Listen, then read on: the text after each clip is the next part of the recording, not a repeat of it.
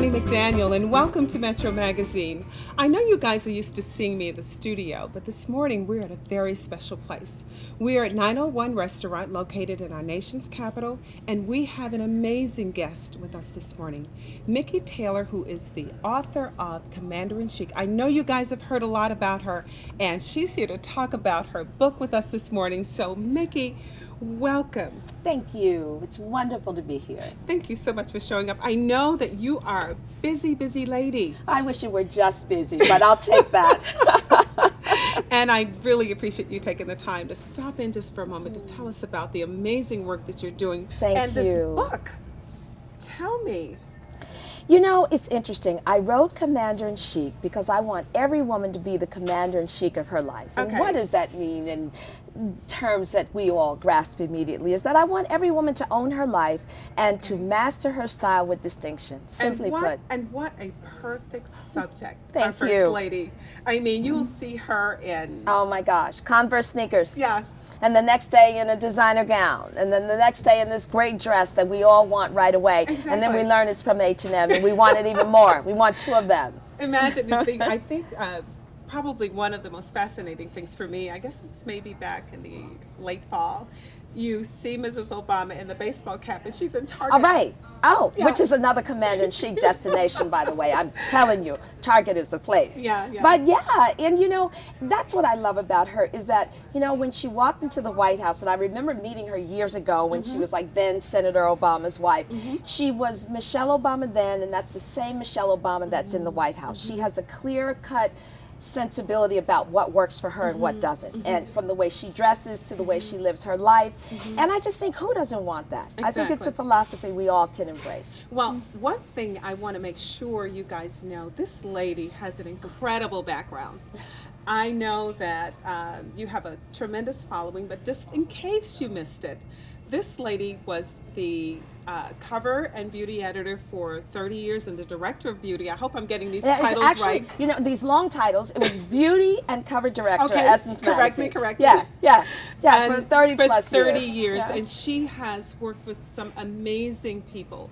Icons like Halle Berry and Queen Latifah and Oprah Winfrey. Of course. Yeah. How many covers, by the way, did you Oprah... know, I lost count. Yeah. I feel like it was 6, maybe 7, but don't hold me to it. Okay. So she's worked with some amazing people, and this is really like the cream of the crop, if you will. Gosh, to be able to work with the First Lady. Yes, and you know, she's such a wonderful, easy subject, and I say that because she's so comfortable in her skin. She can bring any emotion, any feeling to the table that you want, and that's essential for the camera. I'm never looking to capture a picture, but always to capture a moment, to capture an image that one never forgets.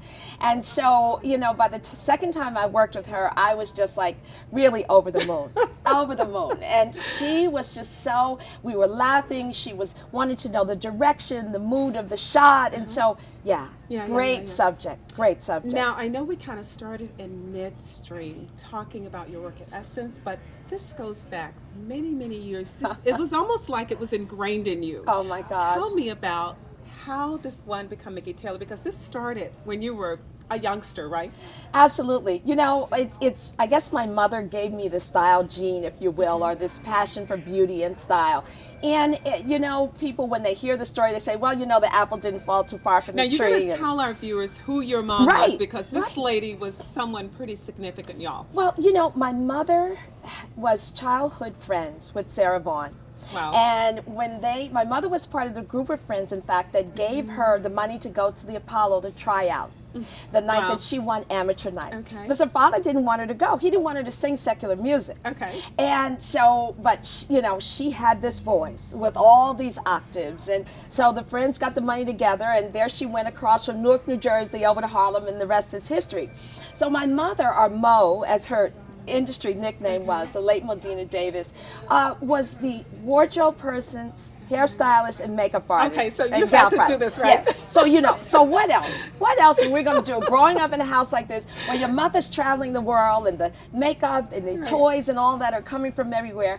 But then the magazines, oh my gosh, the magazines that my mother would bring home from Europe were fascinating. Okay. And then one day she brought home Essence.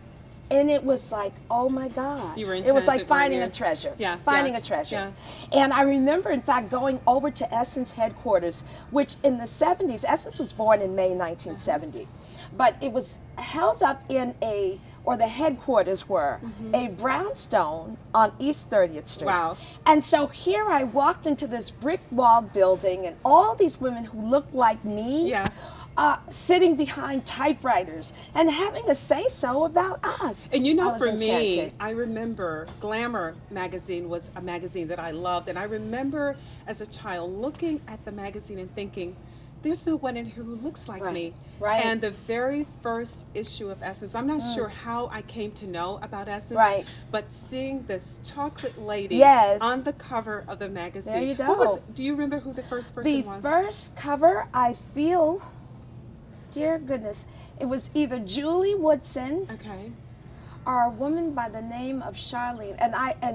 This is really a shame because you plugged into But my you- two brain cells. But you know she had then an I remember. afro, and I Oh, remember that. Stunning. Yeah. Stunning. No, it wasn't Julie Woodson because she was our 10th anniversary Okay, cover. okay. The first cover, yes, large afro, Uh-huh. in the finest of color. Yeah. I mean, it was like the visit home that you had been waiting for, or the mirror that was held up to you that said, this is who what it- you are. Yeah, yeah. Yeah. How yeah. amazing is oh that? my gosh. And so you had your mom, who was a great influence. Yes, great influence. And having all these amazing people who are now part of our history. Part of our history. Show up at your Yeah. doorstep. What was that Oh like? my gosh.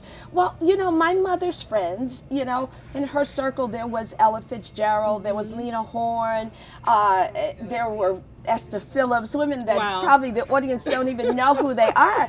But You they guys need to know were- who they are, Oh by the my way. gosh. And they had such a distinct impression on yours, truly in terms of style. I remember Ella Fitzgerald would send the Christmas cards that my mother would place on the mantle, and they would drop down to the floor. Everyone had a distinct point of view. Or even people like Sammy Davis Jr. When they stopped traveling by ocean liner, my mother and Miss Vaughn started flying.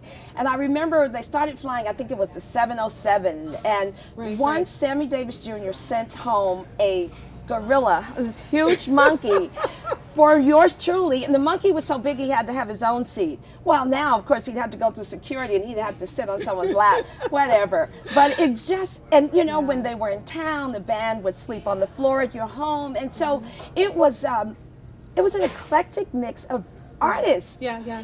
in the way they dressed, in the way they spoke, in the way they wore their hair, or in the way women wore makeup, because at that time in this country, you really couldn't find makeup that looked like us. There was no brown Exactly, makeup in a bottle. exactly. There was nut brown, but it didn't look like us.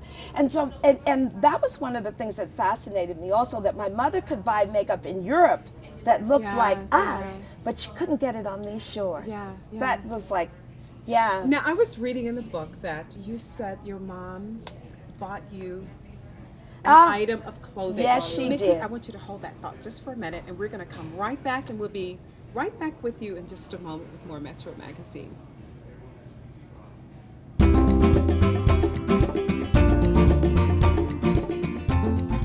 Every now and then, we all crave comfort food.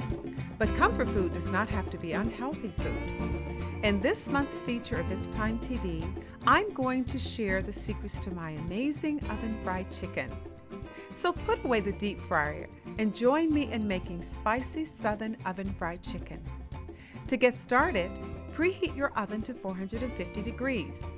You will need 1 fryer chicken cut into parts, or 8 to 10 pieces of your favorite chicken parts with all the visible fat and skin removed. Place chicken in a large glass bowl and add 1 cup of buttermilk and allow to rest covered in the refrigerator for about an hour or overnight. In a large Ziploc bag, add 1 cup of brown rice flour, 1/2 cup of whole wheat flour, 1/2 cup of all-purpose unbleached white flour, and to this add red pepper flakes, coarse ground black pepper, paprika, garlic powder, sea salt, just enough to season, and 2 teaspoons of poultry seasoning. Close the bag and shake to incorporate well. Add pieces of chicken and shake back to completely coat the chicken. Place a metal cookie cooling rack onto a large metal cookie sheet or a sheet pan. Spray with Pam olive oil cooking spray. Place the chicken pieces onto the cookie rack and spray once again. Place pan in a hot oven and bake until done and crispy. One way to test if the chicken is done properly is to take a knife and cut it in the center, and if there's no pink, it's done. Serve with a side of hot pepper sauce and a big green salad or your favorite vegetables. How good is that? For the complete recipe, click on the Eat section of this month's issue of Recipes for Good Living magazine.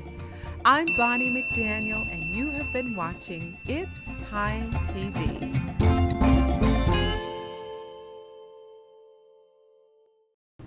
And we're back, and we're talking, in case you're just joining us, we're talking to the, what do I call her? The amazing Mikki Taylor, who has this wonderful book entitled Commander-in-Chic. And when we went to break, I was asking you about this item of clothing that your mom gave you that really seemed to have impacted you. I was reading it in the book, and it seemed to kind of set you on this path. You know, I remember my mother brought me what we called a perfect cloth coat. Okay.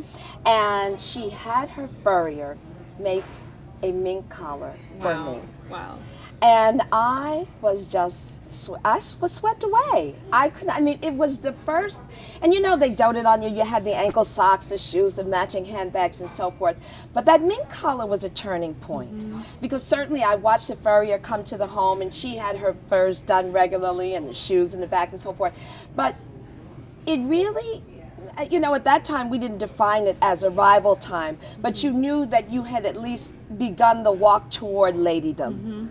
And it just, when I remember when I wore that coat, and even just the gestures involved with hooking the mink collar and buttoning it up, that it had a presence in it, and you carried yourself, you stood up straight, you know, and you carried yourself a certain way. It was almost the same thing that white gloves. We would get our little white gloves, and they were cotton, and they had seams at that time, and it was the same effect. And you know, you bring up an interesting point, because I am a firm believer in dressing for the occasion. And your book kind of says that it's okay, whatever occasion it is, meet that occasion with the proper dress. Exactly. And if you want the person in your life, or even yourself, to stand up straight, dress appropriately. And I like that. I want to see more women. I want to see us entertain ourselves when it comes to style. You know, someone remarked one day I had on a skirt that moved, and I said, yeah, you know, I like to entertain myself. And when you think about the elders, that's what they did. Exactly. You know, when their hankies were pressed and their seams, they made sure they were straight on the stockings, and the Oxfords had the great shoe shine, or the frame handbags. You know, it was all about self-expression, and they dressed to entertain themselves. What I love about Mrs. Obama, and I talk about it in the book, is that she has single-handedly brought sophistication back. She has. She really has. Yeah. And because, you know, I think the casualization of America started with that anathema known as Casual Friday. And I want to see us make the effort. And I think that as women in particular, we're yearning to do so. We are. There's nothing more fun, in my opinion, than dress up. Absolutely. Absolutely. Because it's almost like the foreplay to an occasion. If Truly. You're anticipating the moment, you're dressing, and you're getting all dialed up. And when you show up there, it's just like, wow. It's amazing. It's amazing. So, and that's part of enjoying the whole experience, even the preparation of getting ready. That taking the time for the hair and the makeup and what have you, that fragrance that you think about that you're going to wear and what it means to you. Now, I know that this book came out in November of last year. November 29th, yes. And you have been on a whirlwind tour. As a matter of fact, you're in the nation's capital today. Right. Actually, this evening you'll be doing a book signing. And where to from here? I'm headed to Shreveport, Louisiana. Wow. Yeah, next week. And then back to Los Angeles, I think for the third time. But you know, I'm so grateful. It's a message that's really catching on. And I think also, you know, for a couple of reasons. The element of sophistication, the fact that we are so ready to own our lives and master our style with distinction. But also, we've waited a long time for Michelle Obama. And millions even